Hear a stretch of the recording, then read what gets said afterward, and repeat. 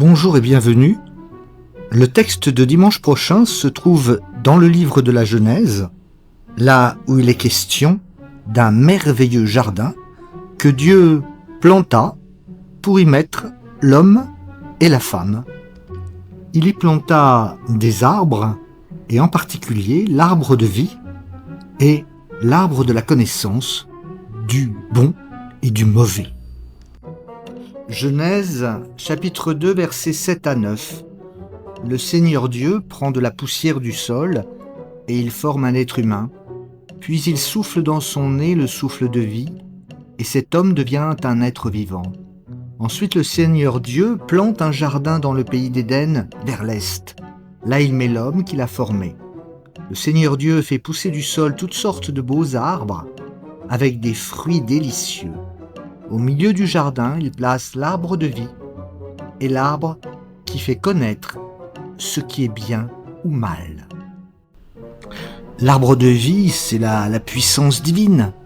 On retrouve cet arbre dans le livre de l'Apocalypse, quand il est écrit « À celui qui vaincra, je lui donnerai à manger de l'arbre de vie qui est dans le paradis de Dieu. » Et puis le christianisme a très tôt assimilé la croix du Christ avec cet arbre de vie. L'arbre de la connaissance du bon et du mauvais, c'est l'arbre interdit. Dieu dit à l'homme, tu pourras manger de tout arbre du jardin, mais tu ne mangeras pas de l'arbre de la connaissance de ce qui est bon ou mauvais, car le jour où tu en mangeras, tu devras mourir. Mais l'histoire, évidemment, ne finit pas là, car cette interdiction ne peut qu'exciter la curiosité.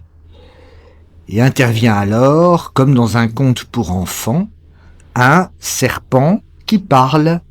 Et nous lisons dans Genèse 3, les versets 1 à 7.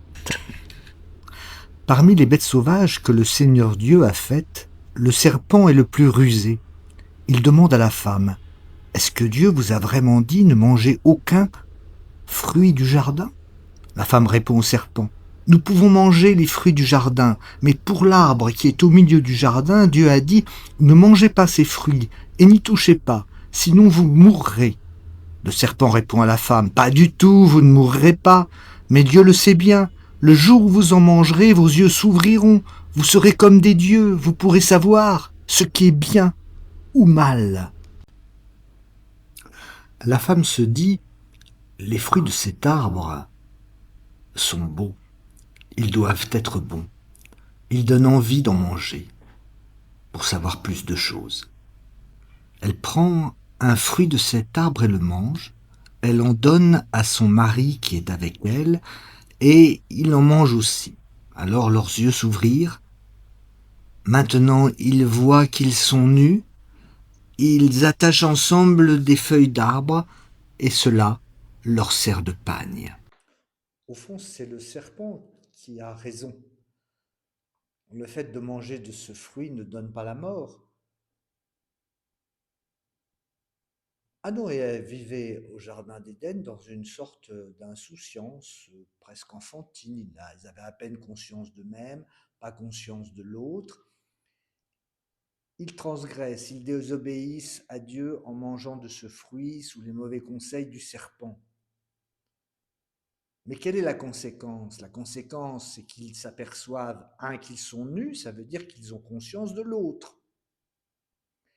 Et donc, ils accèdent à la possibilité de réfléchir par eux-mêmes. Ils deviennent adultes. Alors cette liberté de l'adulte va avoir un prix, évidemment. Nous verrons dimanche donc beaucoup de questions autour de ce texte. Pourquoi Dieu a placé cet arbre au milieu de ce jardin pour tenter l'homme? Est-ce que c'était une manière de dire l'homme a besoin d'être libre?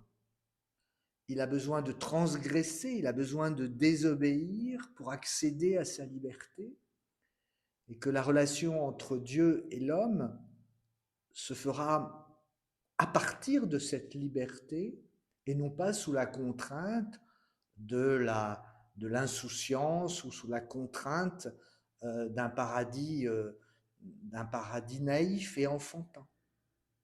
Nous verrons tout cela dimanche. Je vous donne rendez-vous à 10h30 au jardin, rue de Damas, à Beyrouth. Très bon après-midi. Amen, amen. Soyez toutes et tous bénis.